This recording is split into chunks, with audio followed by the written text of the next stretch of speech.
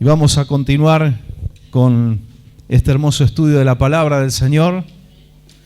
Estamos estudiando el glorioso tabernáculo de reunión que Dios mandó a construir en el desierto.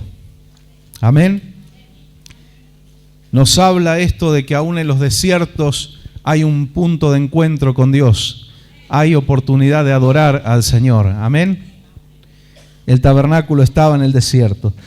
Destacábamos, el miércoles pasado, toda la belleza, toda la gloria del tabernáculo, la madera de acacia enchapada en oro, pero el piso era de tierra, era el piso del desierto, ¿no? Y ese es el tabernáculo que nos toca en este tiempo. La gloria del Señor, lo que está elevado, lo conectado con el cielo, es glorioso, pero nuestros pies pisan tierra. Pero ya cuando Salomón construye el templo definitivo, fijo, en Jerusalén, en el monte Moriah, el piso era de oro.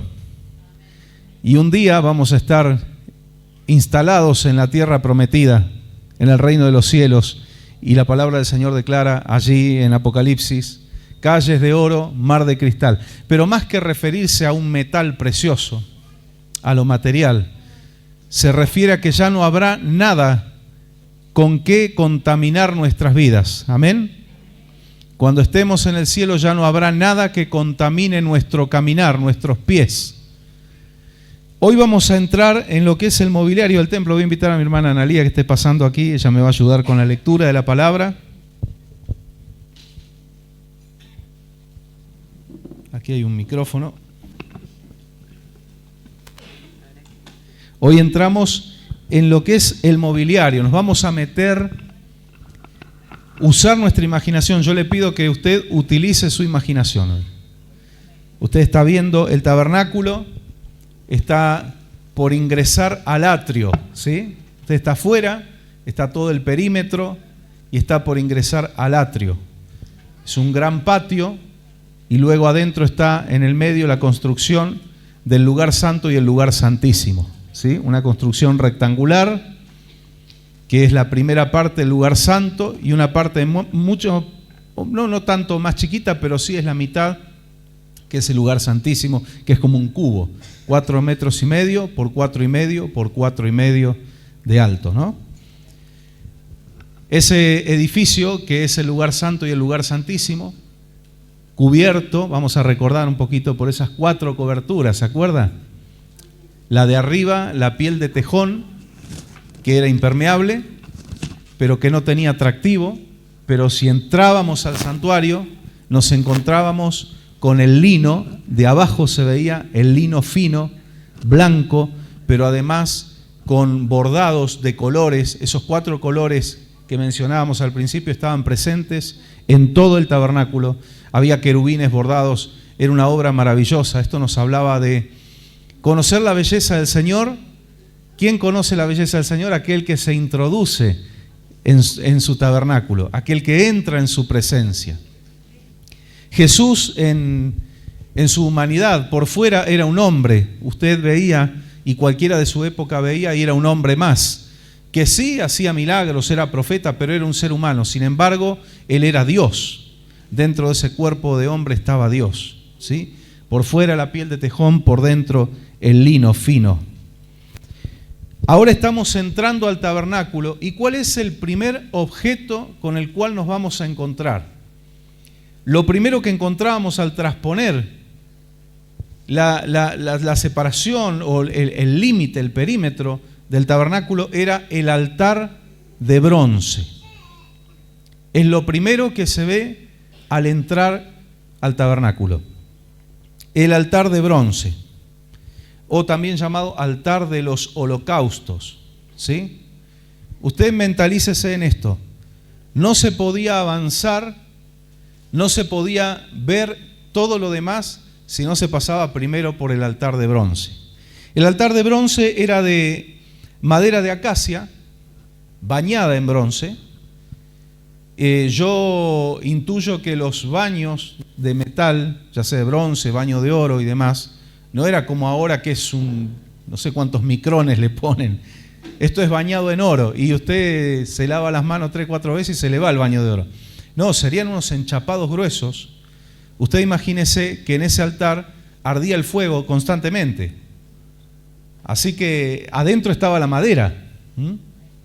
Por fuera el bronce, pero adentro estaba la madera. ¿Qué medidas tenía? Pensemos en los animales que había que sacrificar ahí. No podía ser algo chiquito.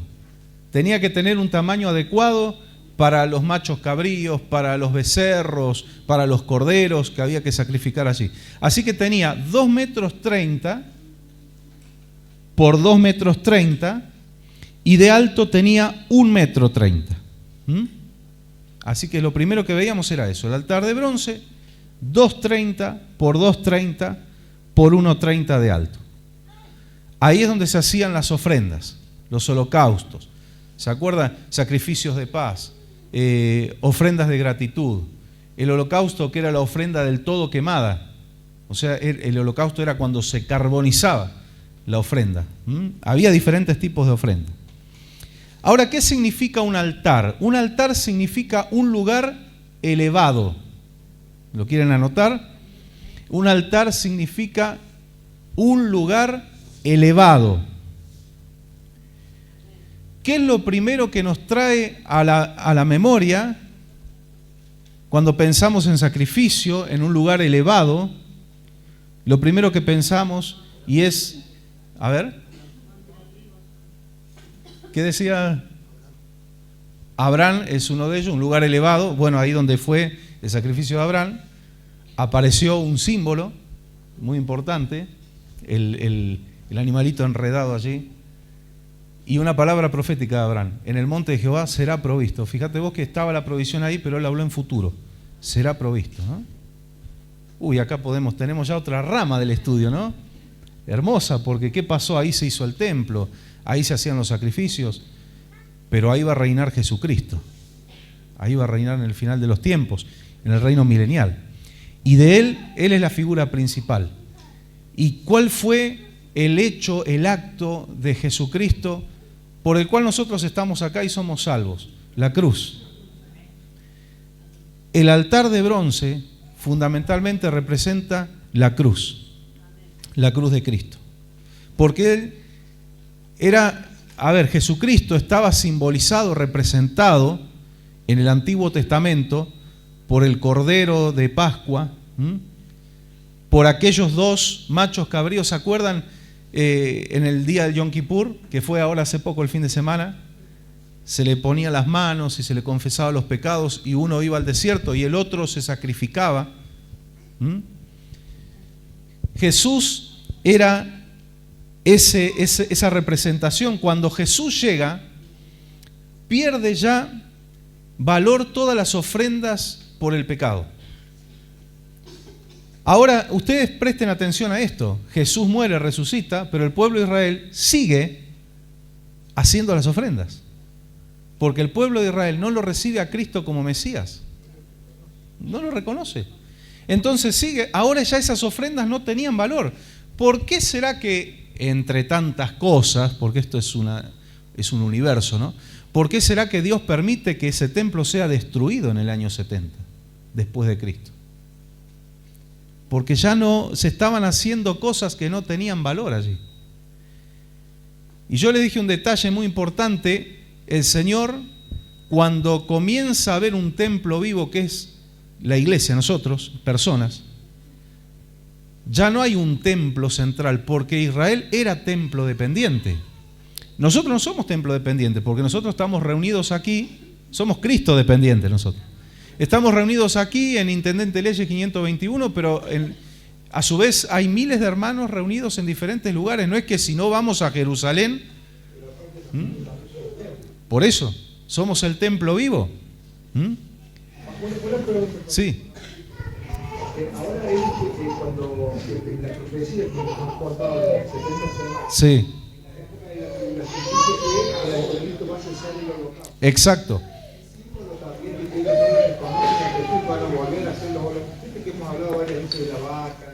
Sí.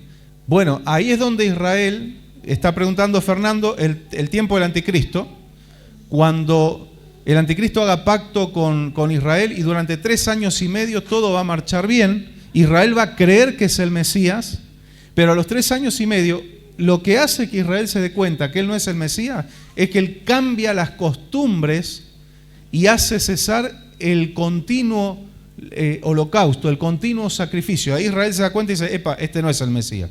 El Mesías nunca haría eso. Miren todo lo que hablamos del altar.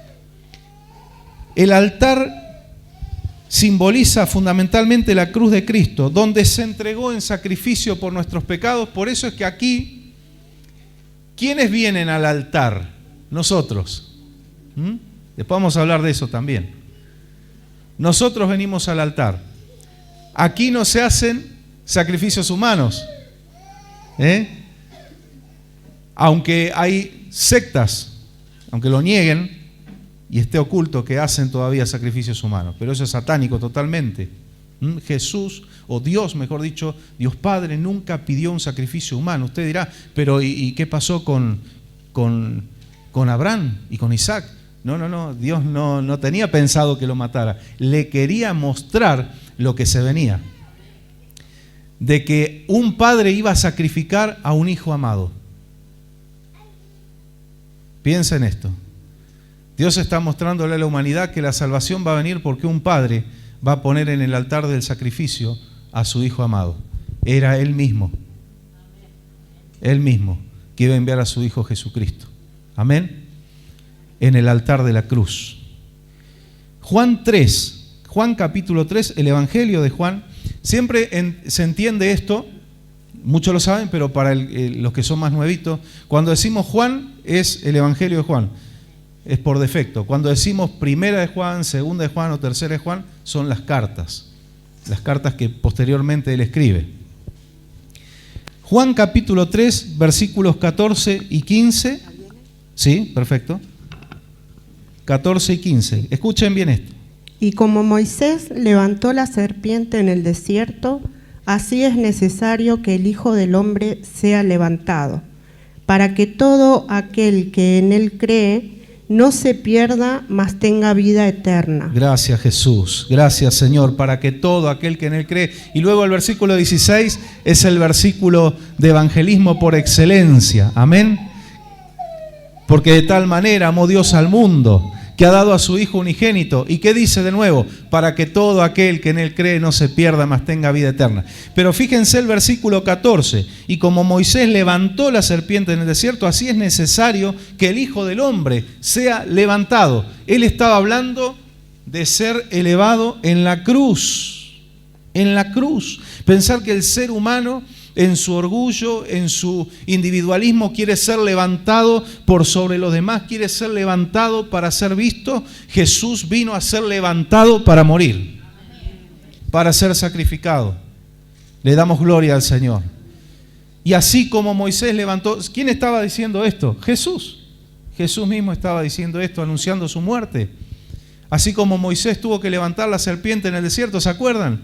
Ese evento era profética. ¿Y por qué una serpiente? ¿Y por qué no otra cosa? Si eran las serpientes las que estaban picando y matando, exterminando al pueblo de Israel. Es que el Señor estaba diciéndole al infierno, te voy a dar un trago de tu propio veneno. Con mi muerte yo voy a vencer la muerte. Amén. Con la maldición yo la voy a transformar en bendición, porque en Deuteronomio dice, maldito es por Dios todo aquel que es colgado en un madero. Y Pablo le dice a los Gálatas que Jesús fue hecho maldición por nosotros. ¿Para qué? Para que fuéramos benditos en Él. Nosotros somos benditos en Jesús. Usted es bendito en Jesús, bendita. Amén. Gloria a Dios. Damos gloria al Señor por ese altar, por ese sacrificio. Recuerdo un testimonio de un siervo de Dios que ya partió hace años con el Señor, que él, una vez el Espíritu Santo le habla y le dice, la cruz, ¿qué es la cruz? ¿Y para quién era? Y en ese momento él siente la voz del Espíritu que le dice, piensa bien y ten cuidado lo que vas a responder. Porque la respuesta rápida de la cruz era para Cristo. No, la cruz era para Barrabás. Para él era. Pero Cristo ocupa ese lugar. La cruz era para nosotros, pero Jesús ocupa ese lugar. ¿Qué es la cruz? ¿Un símbolo religioso? La cruz es un lugar de ejecución. ¿Qué era el altar? Un lugar de ejecución. Sangre por sangre, vida por vida, la vida de Cristo por la vida eterna de todos nosotros y de todos los tiempos, de todos los tiempos.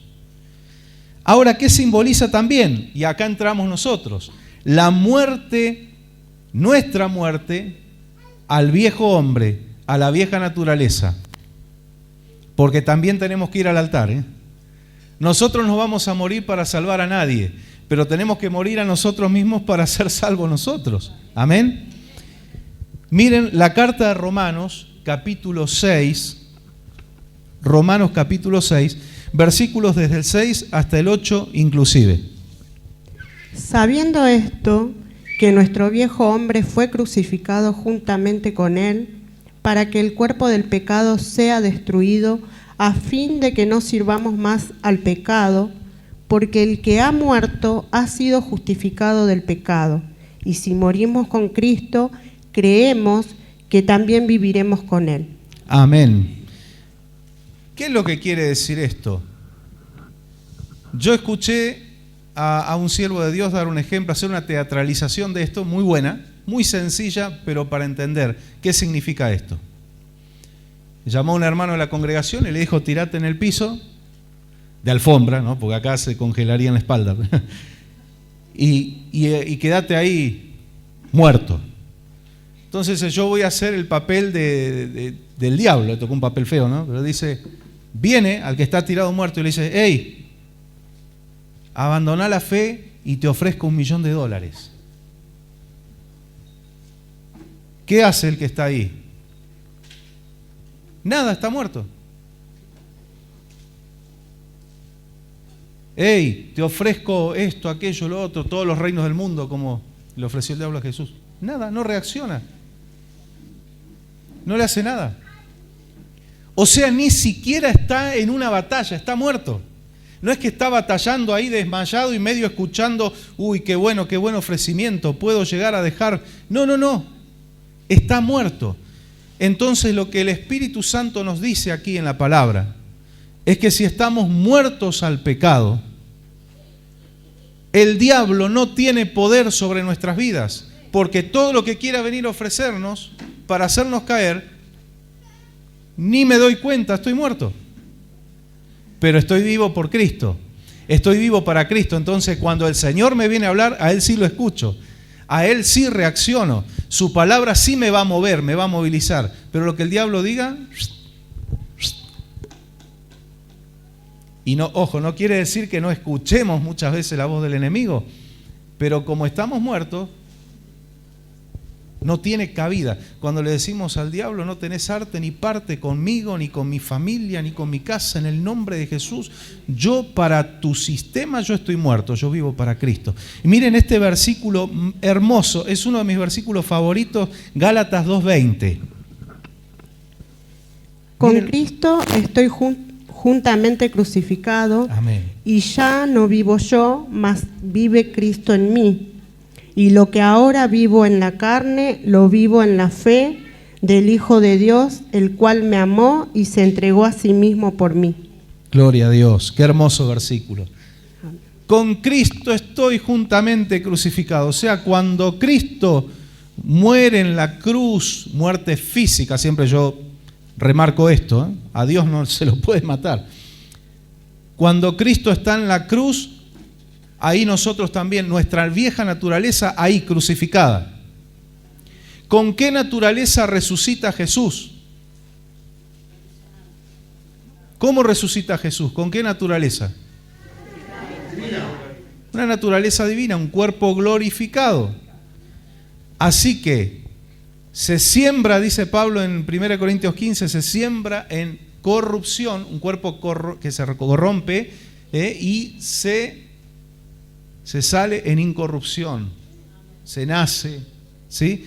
Jesús, el cuerpo terrenal de Jesús entra a esa tumba, pero cuando sale el cuerpo de Jesús de ahí es un cuerpo celestial, un cuerpo glorificado, un cuerpo tangible, visible, come Jesús, tiene carne y hueso, le dice a Tomás, como veis que yo tengo un espíritu, no tiene carne y hueso, pero es incorruptible y no está limitado por tiempo y espacio, ni por nada material. No hay nada que limite ese cuerpo. Nosotros espiritualmente morimos en la cruz a nuestra naturaleza pecaminosa. ¿Qué es naturaleza? ¿Qué es lo que es por naturaleza? Un manzano por naturaleza da manzanas, no da peras. Entonces nosotros por naturaleza éramos gente de pecado. ¿Y qué nos parecía? Normal. Era lo normal. Pero cuando muere en la cruz esa naturaleza, sale de la tumba juntamente con Cristo, porque también muero con Cristo, pero resucito con Cristo.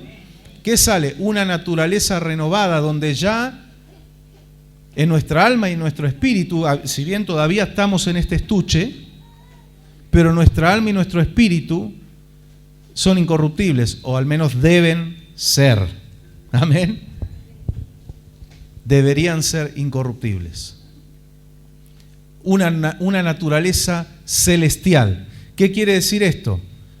Pienso como Dios piensa. Lo que a Él le parece mal, a mí me parece mal. Lo que a Él le parece bien, a mí me parece bien. Lo que Dios ve lindo, bonito, yo lo veo igual. Lo que Dios ve detestable, yo lo veo igual. O sea, no es que alguien me impone por una religión, por un conjunto de mandatos y normas y dogmas, me impone algo, sino que yo siento lo mismo que el Señor.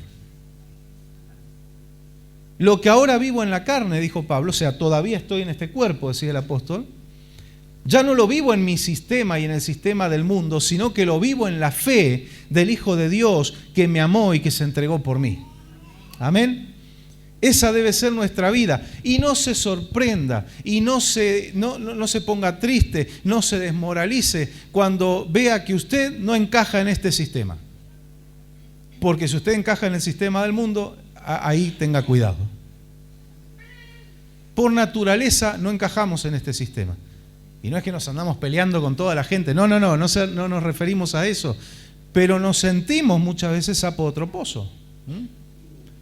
Usted de repente, nos ha pasado hace algunos años con mi familia, vamos a una pileta, a un lugar público, donde hay niños, donde hay familias completas, y te ponen a todo volumen una música de porquería, y lo digo así, unas letras, no estoy hablando de gustos musicales ni de estilos, unas letras guarangadas. Y fuimos a decirle al encargado, ¿podrías bajar un poquito el volumen? Porque a ver si los niñitos pueden estar en sus lugares, por favor. Y fue trap, por ejemplo, que es una porquería en su naturaleza porque cosifica a la mujer. Bueno, ahí los movimientos feministas no se quejan, ¿no? En las discográficas. Es una cosa horrenda. Y vos te remontás a 30 años atrás, ibas a un cumpleaños de niños y era música infantil, y si había familias, cuidado con los contenidos porque hay niños, ¿sí? Ya eso no importa. Cada vez el sistema de este mundo va revelando lo que es y nosotros cada vez encajamos menos. Pero los odiosos, los peligrosos, somos nosotros.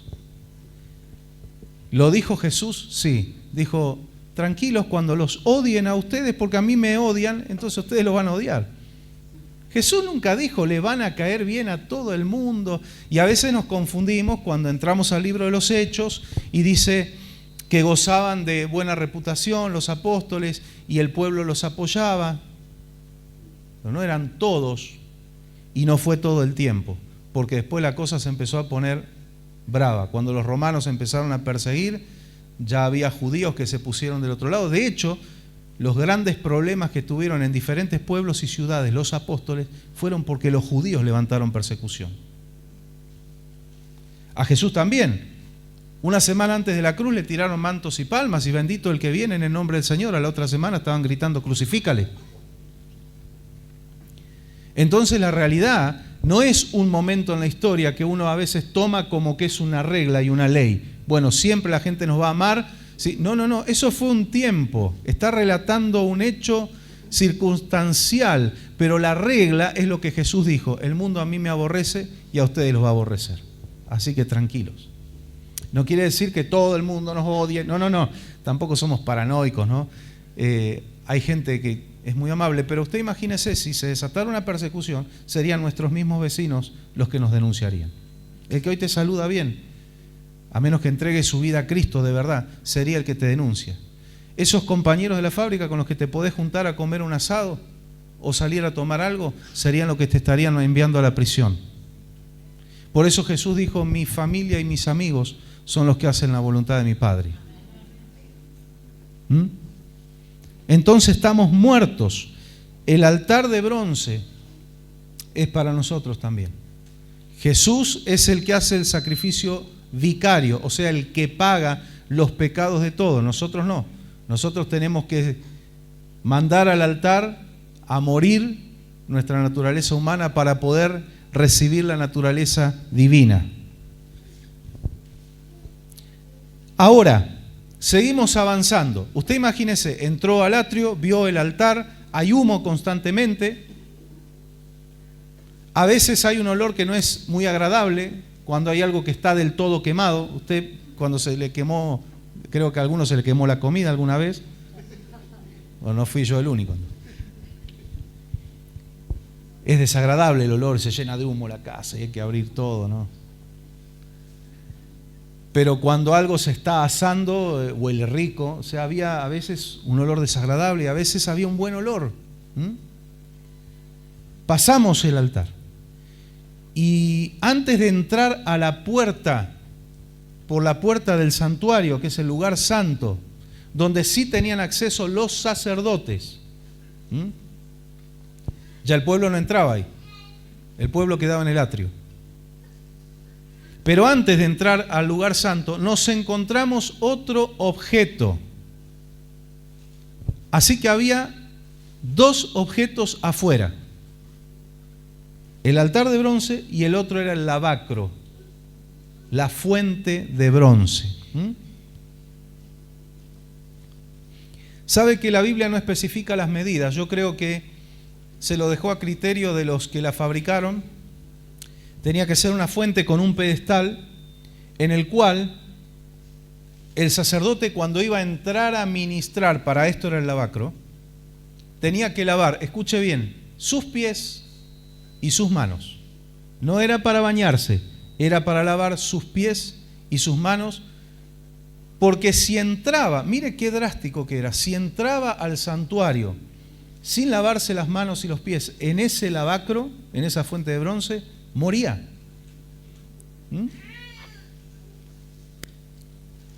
Estaba penado por la muerte.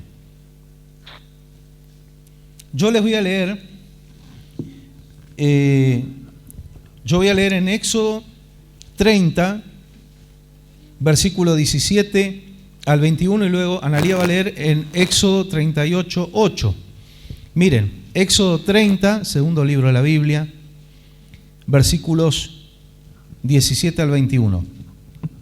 Habló más Jehová a Moisés diciendo: harás también una fuente de bronce con su base de bronce para lavar, y la colocarás entre el tabernáculo de reunión y el altar. Eso nos está dando la ubicación. O sea, entras, te encontrás el altar y después está el lavacro y después estaba el tabernáculo, ¿no? El edificio propiamente dicho.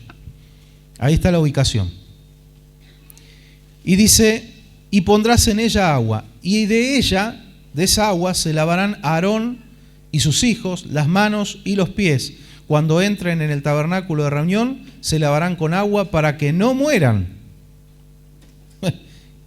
Y cuando se acerquen al altar para ministrar, para quemar la ofrenda encendida para Jehová, se lavarán las manos y los pies para que no mueran nuevamente, ¿no?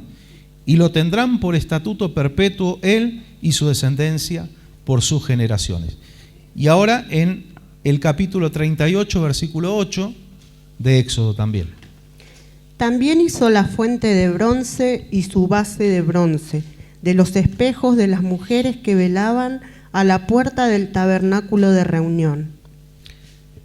Miren qué detalle. Ahí tenemos en ese versículo, tenemos otro detalle, que de dónde salió el material. Las mujeres que velaban, o como dice en la NBI, que servían en la entrada, se ve que tenían un servicio a la entrada del tabernáculo, a la entrada del atrio. Tenían un servicio. Y ellas donaron los espejos. ¿Por qué? Esto ya está consabido, pero igual para el que no sabe lo digo. Los espejos no eran de vidrio, de cristal. No había espejos de cristal. Eran de bronce bruñido, un bronce bien pulido en el cual se miraban. Y usted se imagina que la imagen es distorsionada, ¿no? En un espejo de metal, usted se mira en una fuente de acero inoxidable o en metal, se ve distorsionado. Entonces uno ahí se queda contento y dice, bueno, me veo feo por culpa del espejo. No soy yo. El que está gordito es el bronce que me hace gordo. Ahí entendemos cuando dice el apóstol, ahora vemos oscuramente como por espejo, ¿sí? Hay que entender los contextos porque el que no lo sabe dice, ¿cómo? Si en un espejo uno se ve bien. No, en esos espejos te veías apenas, era para tener una idea de cómo uno estaba, ¿no? Pero después seremos vistos, veremos, dice, como somos vistos, claramente. Bien, ¿qué simboliza principalmente esa fuente, ese lavacro? ¿Por qué había que lavarse solo manos y pies y no todo entero? Simboliza principalmente la palabra de Dios. La fuente, si usted quiere poner un apunte allí importante, la fuente de bronce o el lavacro simboliza la palabra de Dios. ¿Por qué no era que tenían que bañarse, sino lavarse manos y pies?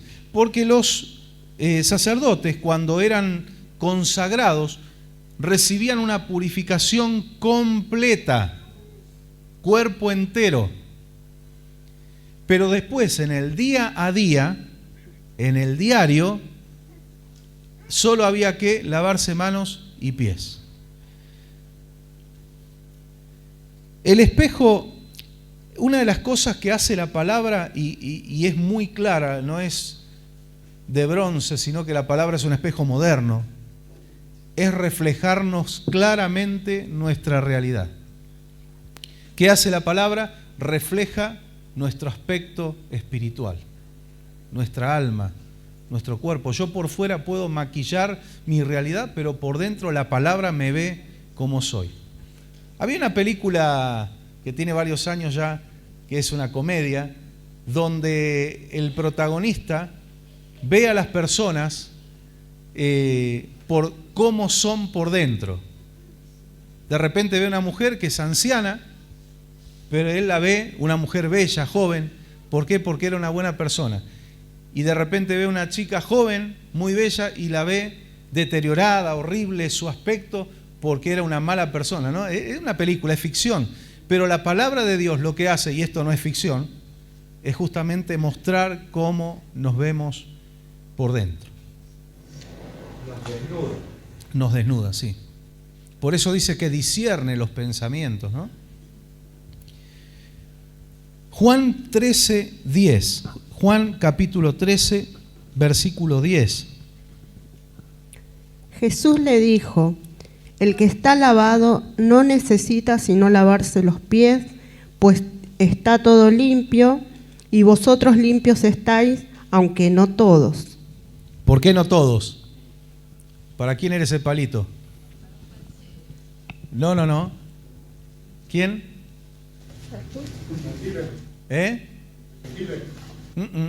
Le está hablando a los discípulos, en el lavado de los pies a los discípulos. Judas. Exacto, Judas Iscariote, pues después estaba el Judas Tadeo, que ese resultó ser un buen Judas.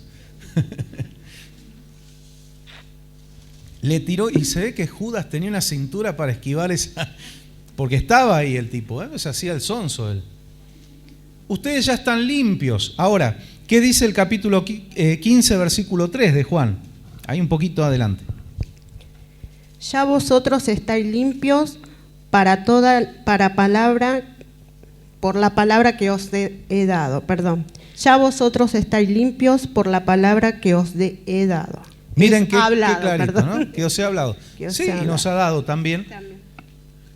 Por la palabra, limpios por la palabra, ¿sí? Por eso dijo, acá hay uno que no está limpio, que era Judas, pero ustedes, ¿por qué? ¿En qué contexto se da esto? Jesús va a lavar los pies de los discípulos y Pedro le dice, no, Señor, yo no soy digno de que tú me laves los pies. Y el Señor le dice, si no te lavo los pies, no entras en mi reino. Entonces Pedro, ¿qué le dice? Entonces no solo los pies, un baño integral. Y Jesús le dice, no, le estaba explicando el concepto Jesús, ¿no? Dice, no hace falta porque ustedes ya están limpios por la palabra, solo los pies. ¿Por qué? Aquí hay mucho contenido en esto. ¿Por qué los sacerdotes solo tenían que lavarse manos y pies para ingresar todos los días a ministrar? Porque es lo que está en contacto con qué agarramos las cosas con las manos, cómo nos dirigimos con nuestros pies. ¿Qué es lo que tiene contacto con esta tierra? Nuestros pies, ¿sí? Y con las manos tocamos.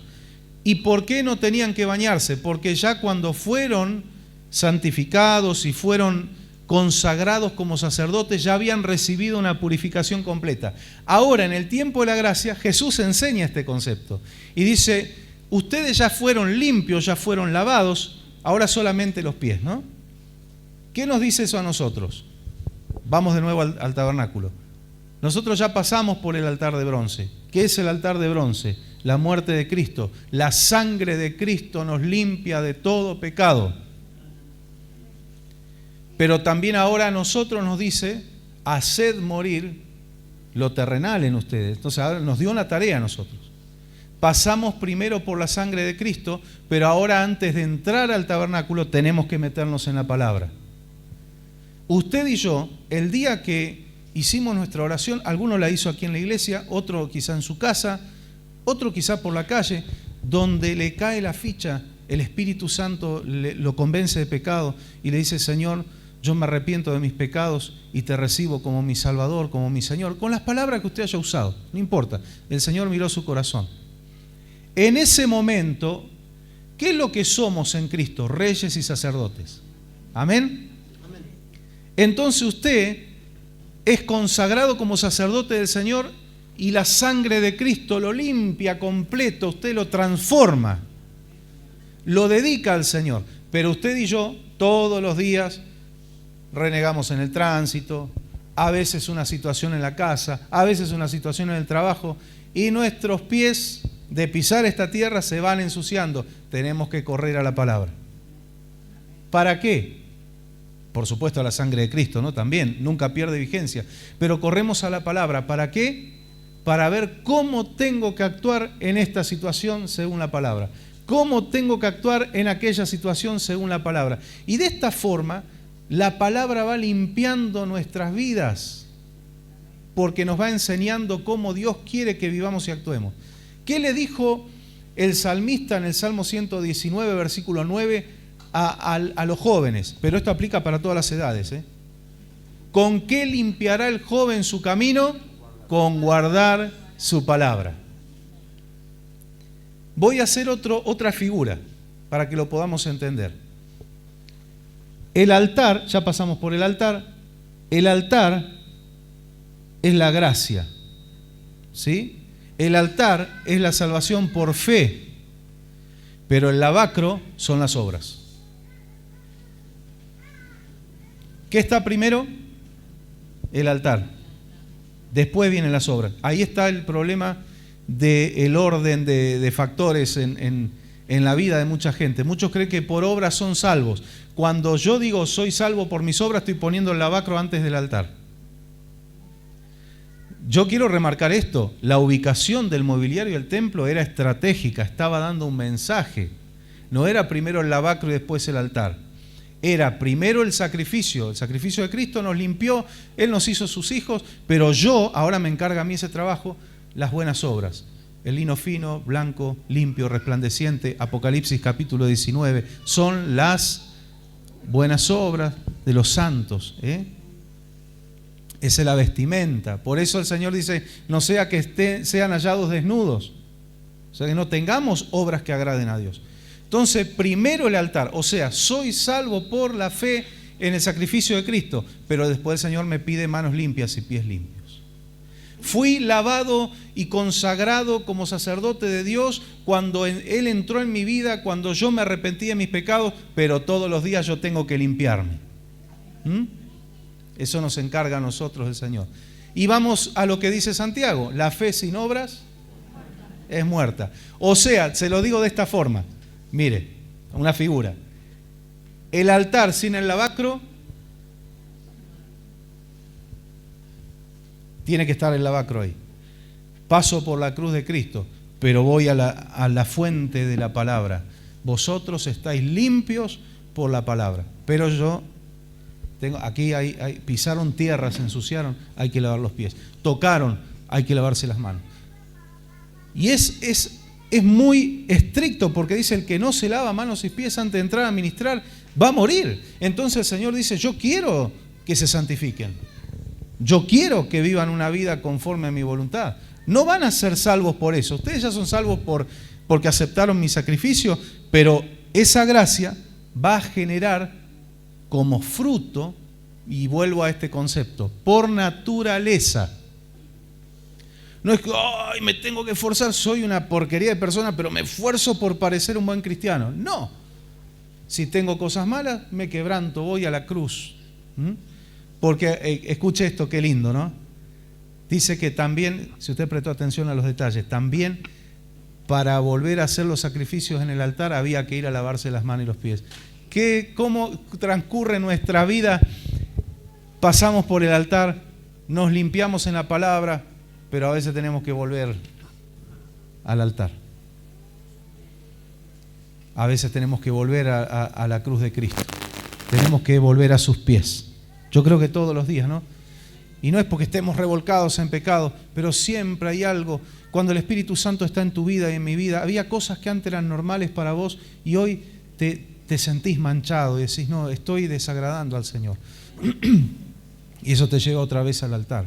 Señor, perdóname. A veces un pensamiento, un enojo, lo que fuere. Todos, ninguno de nosotros estamos libres de eso. Corremos al altar. Pero luego del altar el Señor me dice, volvé al lavacro, anda mi palabra y ahí te voy a enseñar cómo vivir. Y con esa forma de vida sos limpio. Pero no es algo forzado, es por naturaleza.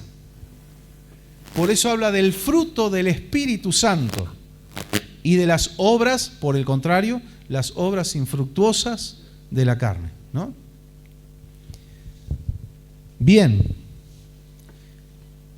¿Qué simboliza también esa fuente? Bueno, Cristo, acuérdese lo que le dije al principio, está en todo el tabernáculo, en todo, en todo. También simboliza la misma persona de Jesucristo. Isaías 12, qué hermoso este versículo, es maravilloso. Isaías capítulo 12, versículo 3. Sacaréis con gozo agua de las fuentes de la salvación. Qué lindo, qué lindo. Sacaréis con gozo aguas de la fuente de la salvación. ¿Se acuerdan cuando estudiamos el Sukkot? Ojo que ahora se viene el Sukkot. Pues después del Yom Kippur, la última fiesta es la fiesta del Sukkot, fiesta de alegría, de gozo.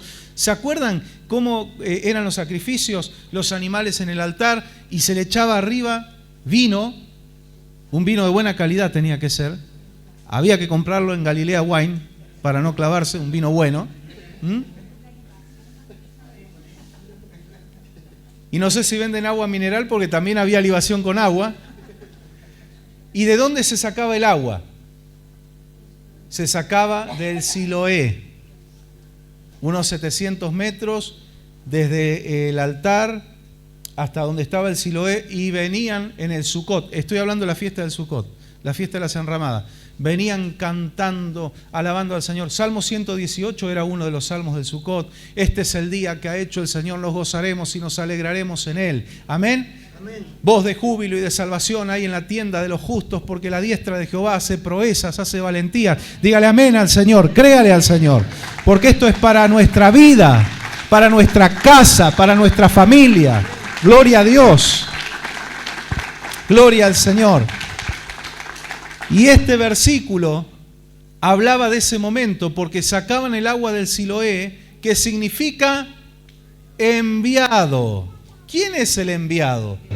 Jesucristo, el enviado del cielo. Él era la fuente. Isaías, profeta, que vio a Jesús más claro que nadie, dice: ustedes ya no va a ser solamente el Siloé en Sucot, sus vidas van a ir a la fuente que es Jesucristo. ¿Y cómo vamos a Jesucristo? Vamos con gozo.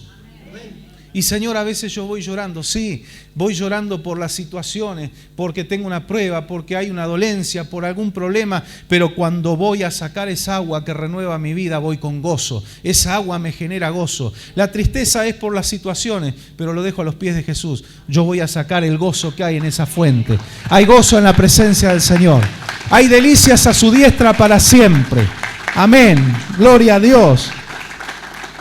Sacaréis con gozo. Este versículo úselo todos los días, en el horario que usted quiera. Está disponible. Vamos a la fuente. Vamos a la fuente. Es Jesús, dice un himno viejo, es Jesús la viva fuente donde he bebido yo. Amén. Gloria al Señor. Gracias, Jesús. Jeremías capítulo 2, versículo 13. Porque dos males ha hecho mi pueblo. Me dejaron a mí fuente de agua viva y cavaron para sí cisternas rotas que no retienen agua. El mal que había cometido Israel es que había dejado de ir a la fuente y ellos dijeron: nos vamos a hacer nuestras propias cisternas. Vamos a ubicarnos en contexto. ¿A qué cisternas se refiere aquí el profeta? Cisternas que se hacían en el desierto. En el desierto la época de lluvia es muy corta y no hay muchos milímetros en el año. Entonces había que preparar cisternas, pero usted dice, usted echa agua ahí y se escurre. No, había una arcilla muy densa, se revestía bien esas cisternas con esa arcilla. Hasta el día de hoy en algún país se usa ese método todavía. Eso se secaba, se sellaba, quedaba como una vasija. Entonces cuando se recogía el agua de la lluvia, el agua no se escurría. Cuando hay vamos a usar la imaginación, ¿no? Cuando hay una cisterna que tiene agua fresca, ahora ya no es época de lluvia, ¿sí? Hay sequía en toda la tierra, pero yo tengo una cisterna con agua, yo tengo sed, ¿a dónde voy a buscar? Voy ahí. Porque aunque haya sequedad, yo ahí tengo agua. El mundo está como está, pero tenemos una fuente que no se escurre. Y si esa cisterna es buena, cuando el sediento va, ¿qué encuentra? Agua. Pero una cisterna mal sellada, una cisterna rota, a eso se refiere el profeta, el gran problema es que no retiene agua y cuando el sediento va, ¿qué tiene? Nada. Nada. Había una propaganda, me acuerdo, muy vieja, de un hombre que venía por el desierto, todo sediento, de una propaganda de una gaseosa, y de repente entraba en un bar y pedía una gaseosa, se la empinaba, ¿no? No era Paso de los Toros. Menos mal que no tenemos contrato con nadie, porque si no nos comemos un juicio. Pero había una sátira que hicieron de esa propaganda, que era un humorista argentino, de la época que el humor era más sano, ¿no?, que ahora. Y venía por el desierto y el tipo ya sabía que iba a comprar algo fresco, así que encima se comía unas papas fritas, llegaba con la boca seca y cuando llega le dice: no tengo ningún tipo de gaseosa, le dice. Un poquito de humor, pero para representar algo que es una realidad. En las cisternas rotas viene la gente del desierto, el cristiano también, del desierto de esta vida, y resulta que cuando va ilusionado se escurrió el agua, no hay nada, solo polvo. Y el Señor le dice: mi pueblo cometió este error, yo soy una buena cisterna, es la fuente de agua de vida, pero no, ellos dijeron: no queremos saber nada con el Señor, vamos a hacernos nosotros nuestras propias cisternas. ¿Qué son nuestras propias cisternas? Yo vivo el Evangelio a mi manera. La Biblia se interpreta como cada uno la entiende. A Dios, todos los caminos conducen a Dios. ¿Qué son esas? Cisternas rotas. cisternas rotas. El que pone la Biblia a la misma altura del Corán y del Popol Vuh y de cualquier otro libro, entre comillas, sagrado, cisternas rotas. Hablábamos de que la fuente representa también a la palabra del Señor y a Jesucristo, ¿no? Pero cuando no está la palabra del Señor, el resto son cisternas rotas. Como dato de color, el Corán que se mofan los musulmanes de que se tradujo siempre igual, de que no hay ninguna variación, y dicen, no es como la Biblia que tiene tantas versiones, pim pam pum. No, es una mentira, están ocultando cosas. Hay más de 32 tipos de Corán diferentes. Sépanlo eso, ¿no? Hay más de 32 tipos de Corán diferentes. Y hay contradicciones entre el Corán y los escritos de los profetas musulmanes. Así que algo está mal ahí, ¿no? Pero la palabra del Señor, y esto es maravilloso, yo me gozo en esto, la palabra del Señor traducida a miles, el otro día estábamos viendo el dato, más de 3.600 idiomas y dialectos traducida a la Biblia. En un mismo idioma tenemos muchas versiones, pero el mensaje central es el mismo. Es el mismo. Porque el Señor prometió de que por más que alguno fuera a querer meter la mano y quitar o agregar, dice que Él iba a guardar su palabra para que a nosotros nos pueda llegar su palabra. Un experto fue a ver el rollo los rollos que están protegidos en el santuario del libro en Israel, rollos del libro de Isaías, que lo encontraron en Qumran, a orilla del Mar Muerto.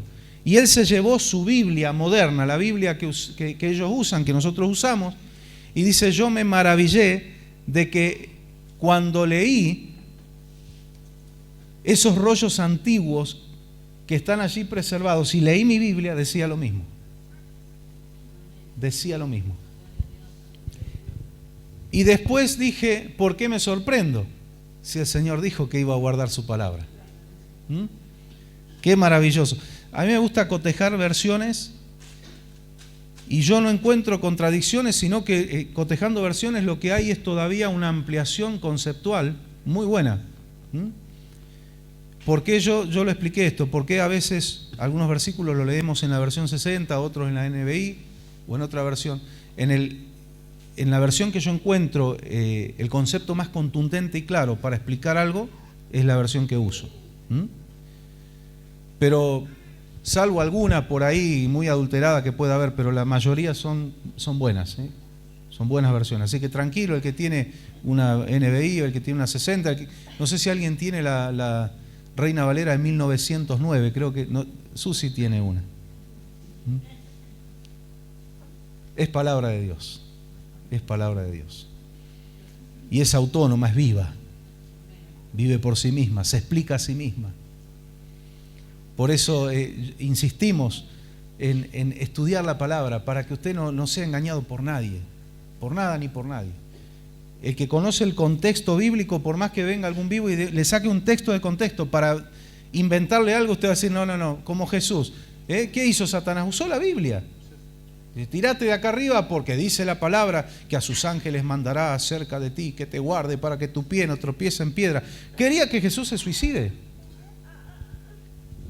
Y el Señor le dijo, no te olvides, esto lo agrego yo, no te olvides que yo soy la palabra, a mí no me vas a engañar. Dijo, sí, pero también dice así la Escritura, no tentarás al Señor tu Dios. Gloria al Señor.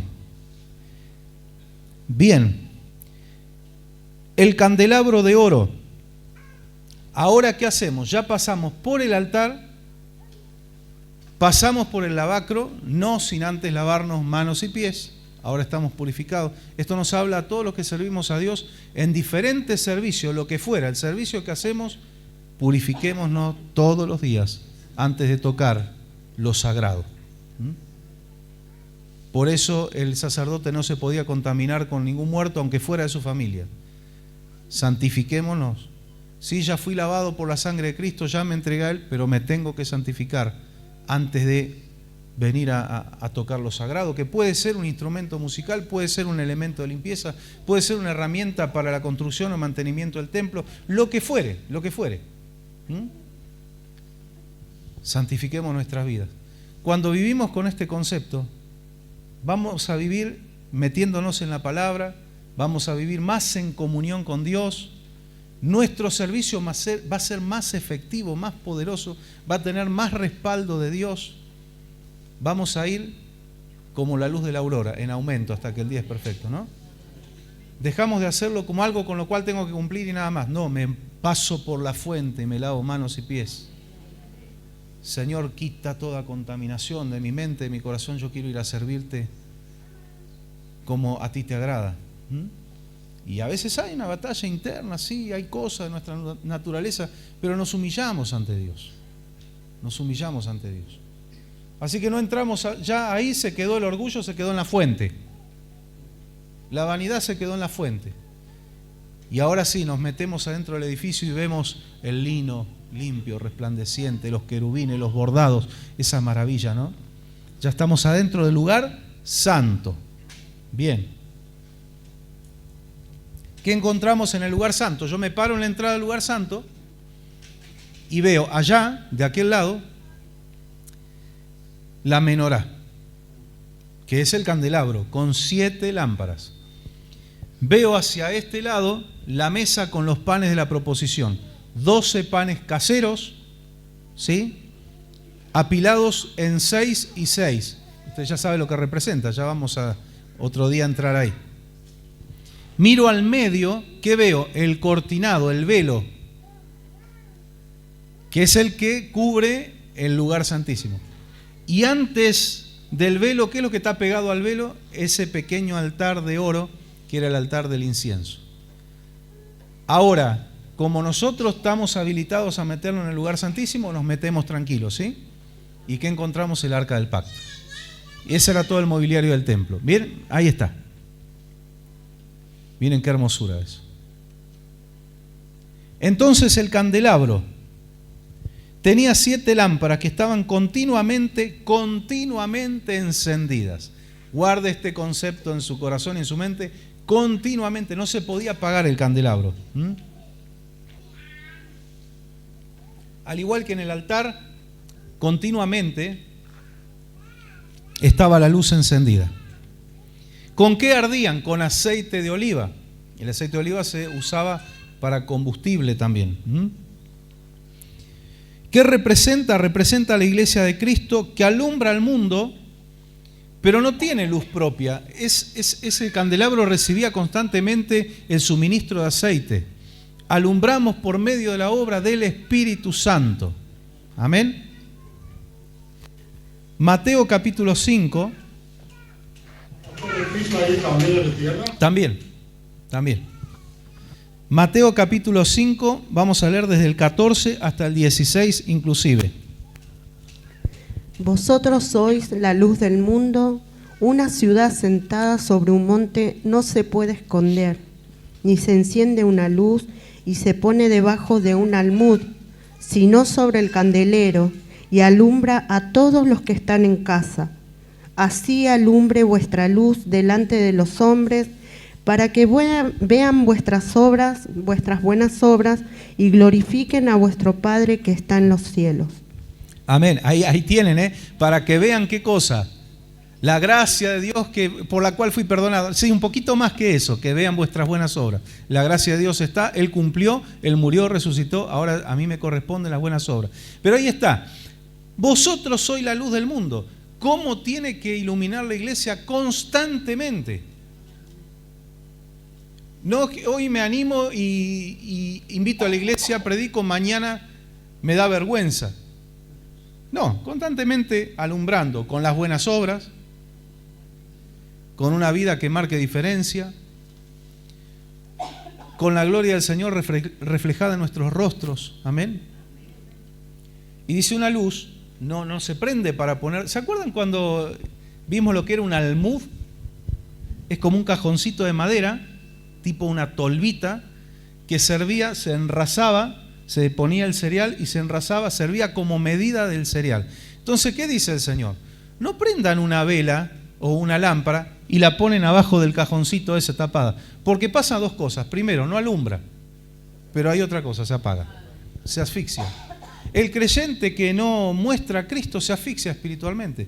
El creyente que no está mostrando al Señor se apaga. Se enfría, se queda sin oxígeno. Está encendida para poner en un lugar alto. Amén. En un lugar alto. Por eso los sol de noche, los faroles en el campo donde no había electricidad, tenían la manijita que no era solo para agarrarla, sino para colgarla, para que la luz se distribuya bien. Gracias al Señor por esta gran responsabilidad, pero privilegio también que nos da de reflejar la gloria del Señor en nuestras vidas. Amén. Apocalipsis capítulo 1. Primero vamos a leer versículos 10 hasta el 13 y luego el versículo 20. ¿Sí? Apocalipsis 1, 10 al 13 y luego el 20. Yo estaba en el Espíritu en el día del Señor y oí detrás de mí una gran voz como trompeta que decía: Yo soy el Alfa y la Omega, el primero y el último. Escribe en un libro lo que ves y envíaselo a las 7 iglesias que están en Asia, a Éfeso, a Esmirna, a Pérgamo, Teatira, Sardis, Filadelfia y la Odisea. Y me volví para ver la voz que hablaba conmigo, y vuelto vi 7 candeleros de oro, y en medio de los 7 candeleros a uno semejante al Hijo del Hombre, vestido de una ropa que llegaba hasta los pies y ceñido por el pecho con un cinto de oro. Qué hermoso, ¿no? ¿Quién era ese? Jesús. Después lo sigue describiendo allí, como lo han visto otros, como está descrito en Daniel, y como hoy los judíos y los musulmanes, a quien Jesús se les está revelando en visión y en sueño, lo ven así. Y es maravilloso porque, sobre todo los musulmanes, pero los judíos también, porque no leen o no les interesa el Nuevo Testamento, lo describen así, lo ven con los pies como bronce refulgente, lo ven vestido de blanco, lo ven con un cinto de oro y dice no pueden mirar su rostro porque ya es mucha luz. ¿Quién les contó que Jesús es así? Es porque Él se les está revelando. Qué hermoso, yo me alegro por eso, ¿no? Me alegro. ¿Quién no quisiera tener una visión? Ahora, uno ve esta visión, es maravillosa, pero queda... es mucho poder, es mucha gloria. Por eso dice que Juan terminaba, parecía que estaba como muerto. Pero el Señor venía y lo reconfortaba, lo tocaba, lo levantaba, le decía, no temas, no vas a morir. Vengo a traerte un mensaje. Qué lindo, porque acá lo que nos está diciendo, ahora el versículo 20, a ver.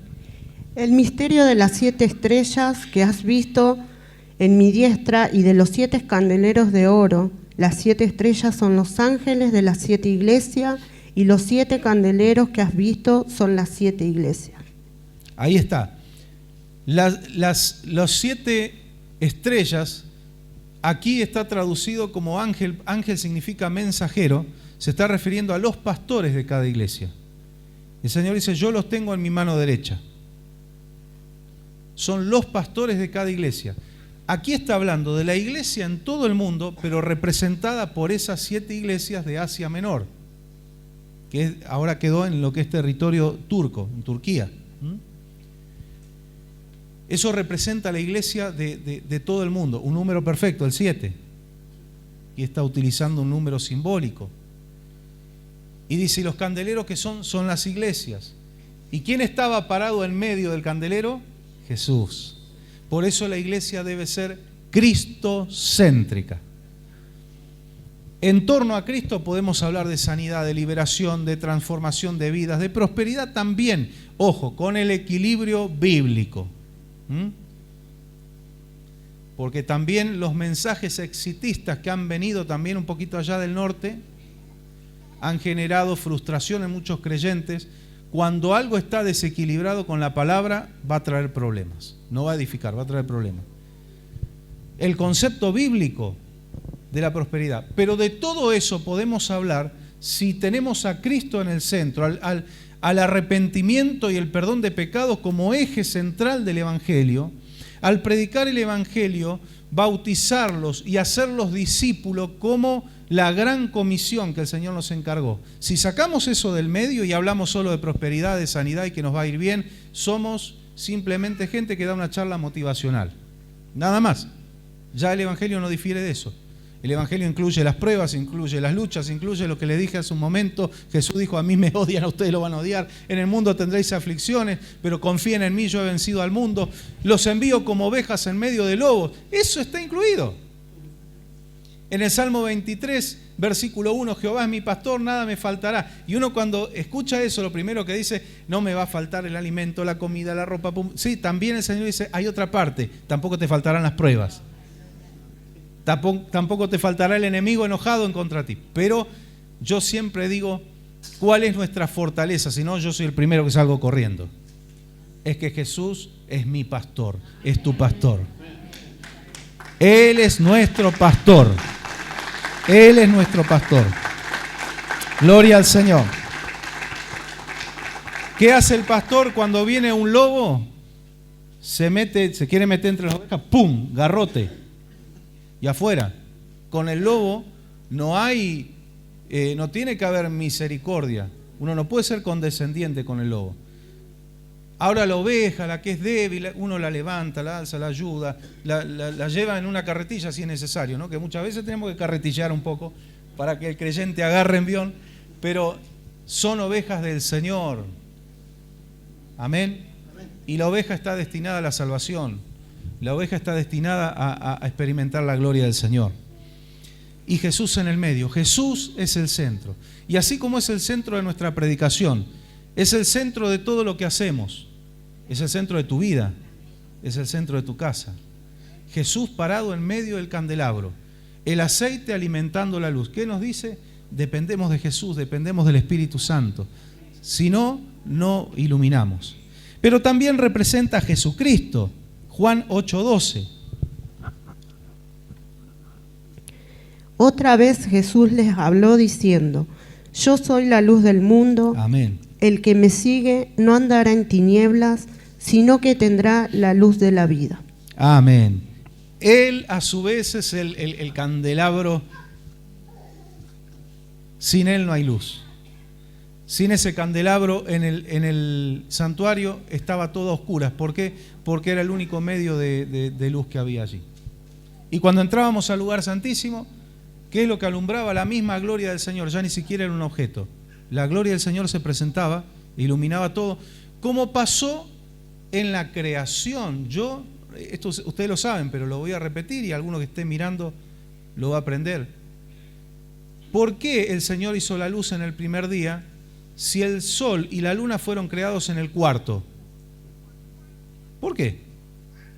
¿Cómo dice que hágase la luz y la luz iluminó el planeta? Y no era en sentido figurado, no era un sentido espiritual. Realmente hubo una luz visible que iluminó el planeta, pero el sol y la luna recién en el cuarto día de la creación. Bueno, Pablo lo dice a los Corintios, lo aclara, dice esa luz que brilló en el principio en la creación era la luz de la gloria de Jesucristo. Era la luz de la gloria de Jesucristo. Amén. Así que en el lugar santísimo no había ningún objeto. Era la luz visible de la gloria de Jesús. Y en el ámbito espiritual también. Si hay un área oscura en tu vida, que entre Cristo ahí y se va a iluminar. Amén. Gloria al Señor. ¿Y cómo alumbra Jesús al mundo? A través de su iglesia. Mire qué fácil que es. A través de su iglesia Él se manifiesta. Él podría presentarse y Él podría iluminar el mundo entero, pero Él que hace se pone en medio de la iglesia. Dice, muchachos, muestren, reflejen mi luz. Viene a mi mente, y con esto ya vamos terminando, viene a mi mente otra figura bíblica. Dice que todas las figuras y símbolos del antiguo pacto era sombra de lo que ha de venir, pero el cuerpo es de Cristo. ¿Qué hace Jesucristo adelante del candelabro? La luz se proyecta, ¿y qué proyecta? La sombra de Cristo. Y nosotros tenemos que proyectar a Cristo, ¿sí? Qué hermoso.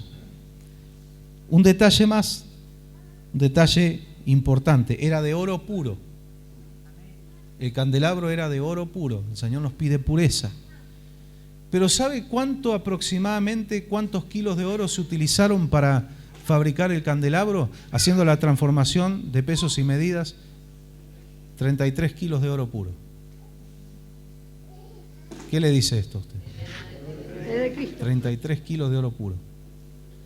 Fue necesario forjar la vida de Jesús, 33 años aquí en la tierra, para que ahora nosotros podamos iluminar con su luz. Qué lindo, ¿no? Qué hermoso mensaje, hasta en los materiales, en los números, el Espíritu Santo nos habla. Les invito a estar de pie y les voy a anunciar algo. Gracias, Analía.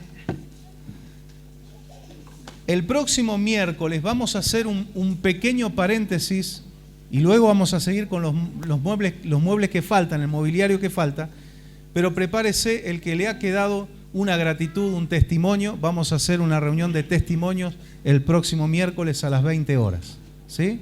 Vamos a dar la oportunidad al que quiera contar lo que Dios ha hecho, lo que Dios está haciendo, y después de la reunión de testimonio ya seguimos los miércoles subsiguientes con el estudio. Amén. Gracias al Señor. Damos gloria a Dios y vamos a orar brevemente, darle gracias a Dios por este tiempo, por todo lo que Él nos enseña, nos revela. Son secretos hermosos, maravillosos para nuestras vidas, nos alimentan. Señor, te adoramos. Gracias por tu Espíritu Santo.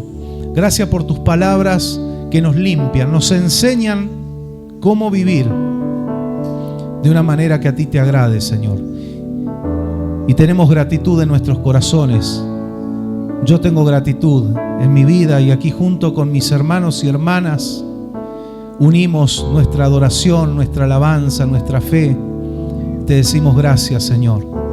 Gracias por todo lo que has hecho. Gracias porque has iluminado nuestro hogar, nuestras vidas. Y aun cuando el enemigo quiere venir a traer oscuridad, viene a intentar, ya no estamos solos a oscuras, tenemos tu luz, Señor. Tú eres la luz del mundo, tú eres fuente de agua de vida y nosotros corremos con gozo a sacar aguas. Gracias te damos, Señor. Si podemos iluminar a este mundo es por ti, no es por nuestras fuerzas o nuestro conocimiento, es por ti, por tu Espíritu Santo. Señor, llena cada vida aquí presente.